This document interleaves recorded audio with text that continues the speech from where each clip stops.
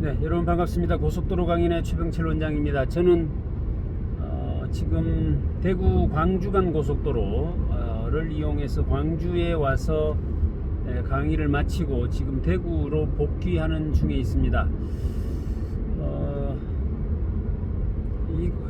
이 고속도로가 확장 공사를 마친 이후로는 이쪽을 이렇게 운행할 때마다 그 어떤 시원한 어떤 시야, 그러니까 차량 통행이 그렇게 많지 않음으로 해서 생기는 현상인데 굉장히 이렇게 드라이브를 하기에 좋은 여건인 도로다 이런 생각이 들고요.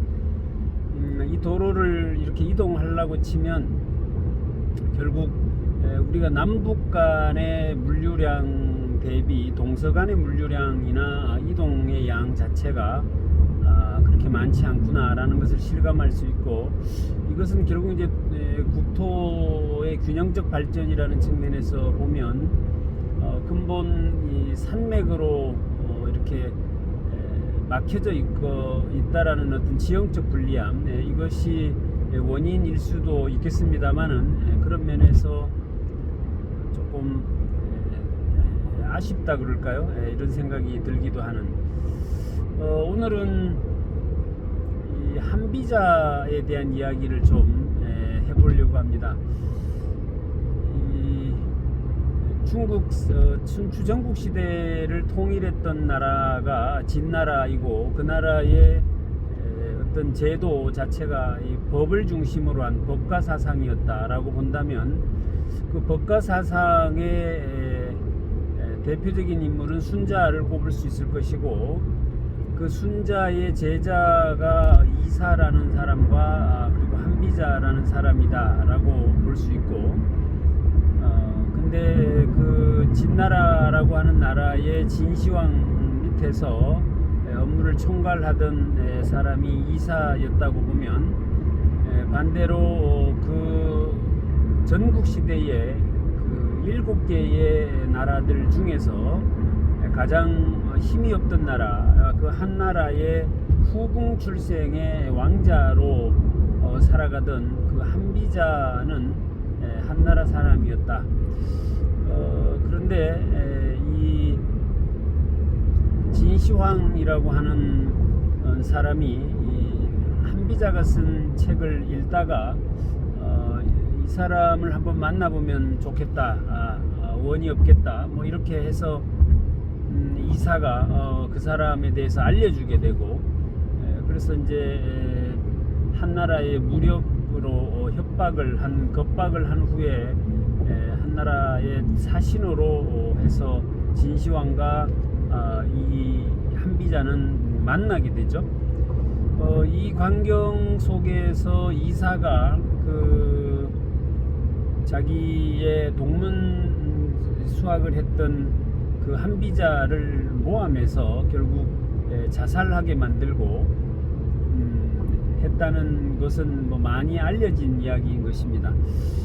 그런데 이 한비자의 이야기 중에 굉장히 한번 우리가 일반인들의 상식으로는 잘 납득이 가지 않는 부분이 있죠.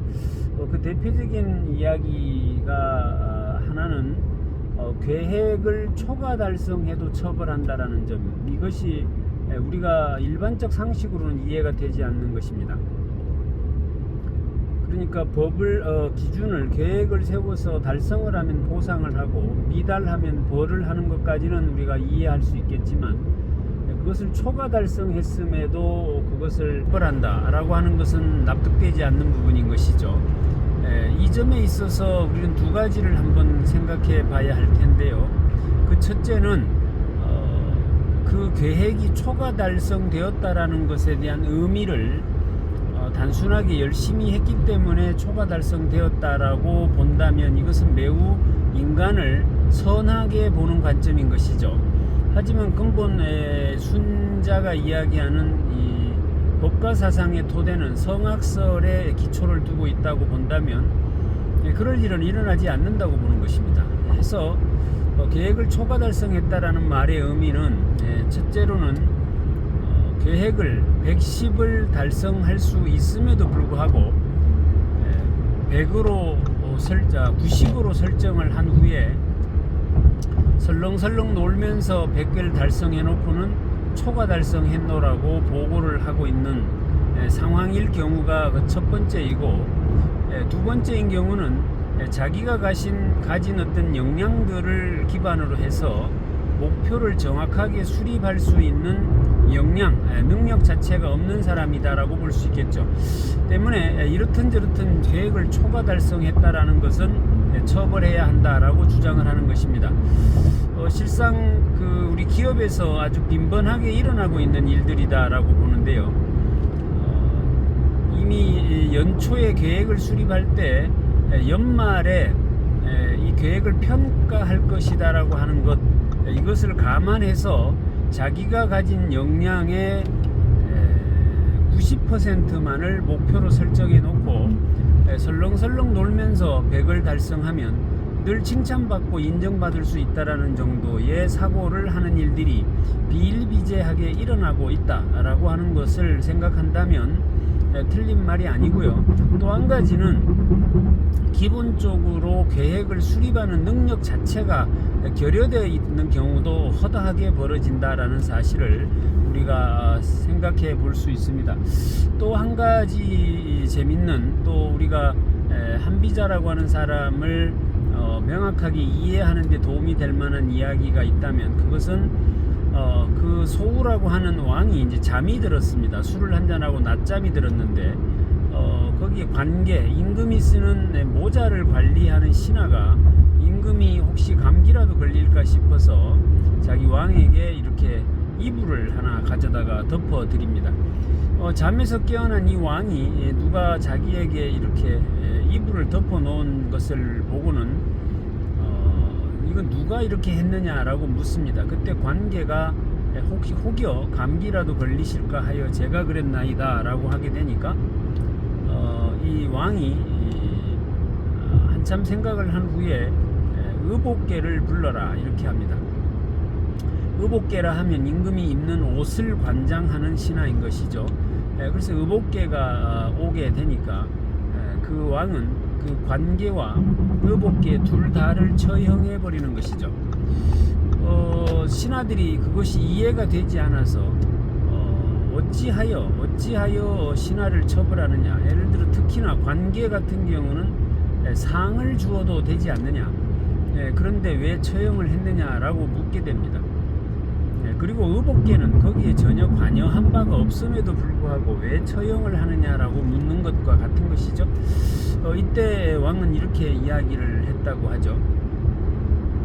관계는 자신이 해야지 않아도 될 일을 했다 때문에 남의 일에 참여한 것이고 월권한 것이다 때문에 그것을 처벌한 것이고, 의복계는 응당 자신이 해야 할 일임에도 그 일을 수행하지 않았다 때문에 이 의복계는 치다 라고 이야기를 하게 됩니다.